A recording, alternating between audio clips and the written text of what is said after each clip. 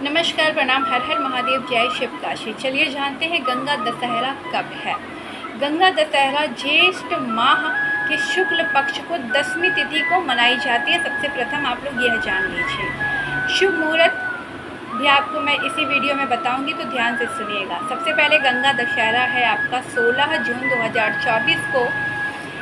Timing है शुभ मुहूर्त जो है 2 बज के दोपहर को 32 मिनट तक से स्टार्ट हो जाएगा शुरुआत, जो कि आपका 17 जून 2024 को समाप्त है 4 बज के 43 मिनट पर समाप्त हो जाएगा गंगा दशहरा। माँ गंगा धरती पर पृथ्वी लोक पर अवतरित हुई थी, इसलिए गंगा दशहरा का मान्यता है और मनाई जाती है। गंगा स्नान बहुत ही आवश्यक है। इस दिन आपके सभी पापों का नाश होता है और आपकी भावनाएं पवित्र होती है गंगा स्नान से। गंगा स्नान के कुछ नियम मैं आपको पहले बता दूं। जब भी आप गंगा स्नान करने के लिए जाएं तो अपने मैल को गंगा जी में ना छुड़ाएं, सबसे प्रथम। दूसरा, गंगा जी में सिर्फ मात्र 7 बार ही डुबकी लगाना है, अन्यथा आपके साथ दरिद्रता घर चली आएगी। गंगा स्नान में जब भी आप डुबकी लगाएं तो माँ गंगा को हाथ जोड़कर अवश्य प्रार्थना करें। माँ गंगा को दीपदान, मतलब आपको दीप भी जलाना है गंगा स्नान के बाद माँ को। उसके बाद आप जब भी गंगा स्नान कर रहे हो तो कभी भी साबुन का प्रयोग ना करें और किसी भी प्रकार का गाली गलौज गंगा स्नान करने के वक्त ना करें। बहुत सारे लोग दोस्त यार में गाली गलौज करते हैं, तो गंगा स्नान जब भी आप कर रहे हो तो ये सारी गलतियां नहीं करनी है। अगर किसी व्यक्ति पर नेगेटिव एनर्जी है तो उसके लिए आपको क्या करना होगा, चलिए मैं आपको बताती हूँ उपाय। आपको 7 कोयला ले लेना है, उसको जला लेना है। जलाने के बाद अपने सर पे से 7 बार वार कर गंगा जी में प्रवाहित कर देना है। इससे आपकी तांत्रिक क्रिया हो या किसी प्रकार का ओझा हो, कुछ भी किया कराया हो, कहीं का भी हो, वह चला जाएगा। आपका सब कुछ तबीयत ठीक हो जाएगा। आप जितने भी परेशान थे, आपका काम धंधा नहीं चल रहा था, सब चलने लगेगा अगर आप ये क्रिया कर लेते हो गंगा स्नान के दिन, तो गंगा दशहरा के दिन तो ये आपको उपाय करना है। गंगा स्नान के मैंने आपको नियम बता दिए। हमेशा ध्यान रखें, आप जब हरिद्वार जाएं तो ज़रूर आप वहां से जल लेके आ सकते हैं, लेकिन कभी अगर आप काशी बनारस में गंगा स्नान कर रहे हैं तो वहां से गंगा जल नहीं लाना है, क्योंकि बहुत पुण्य किए होते हैं वही जीव को यहाँ काशी बनारस में स्थान मिलता है। इस वजह से कभी भी कदापि भी गंगा स्नान करने जा रहे हैं तो आपको जल भरकर बाहर कहीं लेकर नहीं जाना है। अगर आप बनारस के अंदर ही रहते हो तो आप लेकर जा सकते हो, लेकिन अगर कहीं अदर जगह से आप आ रहे हो, अदर स्टेट से आ रहे हो, वहाँ पर आपको जल भरकर नहीं लेकर जाना है।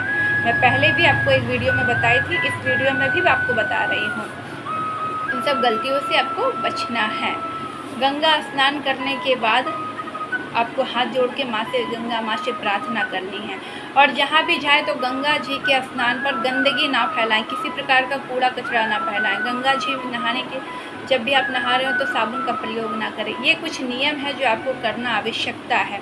गंगा स्नान जाने के बाद आप थोड़ा सा ध्यान लगा सकते हैं, क्योंकि जब भी आप गंगा जी के स्थान पे जाते हो तो ध्यान लगाना बहुत ही ज़रूरी होता है। प्रथम ध्यान लगाना होता है कि सब जब आप नहा धो के निवृत्त हो जाए पूजा पाठ करके, तो ध्यान आप 10 मिनट ही लगाओ, ज़रूर गंगा जी के पास ध्यान लगाना ही चाहिए।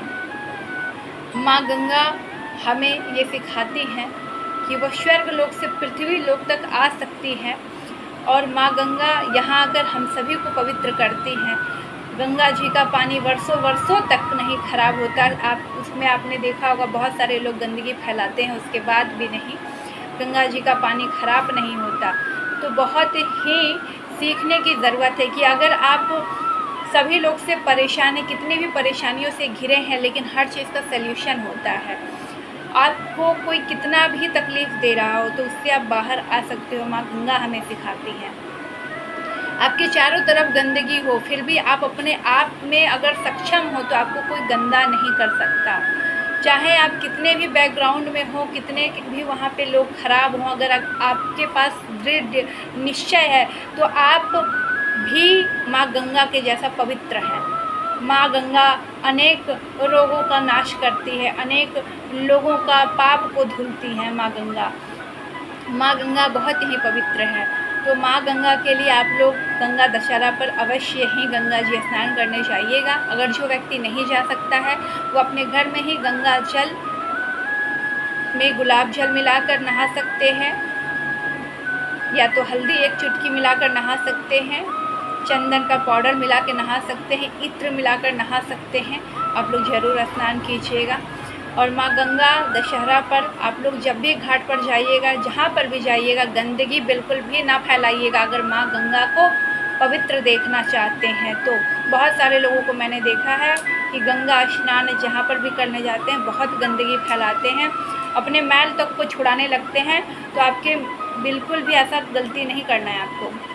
माँ गंगा जी में कभी भी आपको मैल नहीं अपने बॉडी का छुड़ाना है, ना ही साबुन लगाना है। आपको मात्र 7 बार ही डुबकी लगाना है, 7 बार से ज़्यादा नहीं तो दरिद्रता आपके घर चली आएगी और आप हमेशा परेशान रहोगे।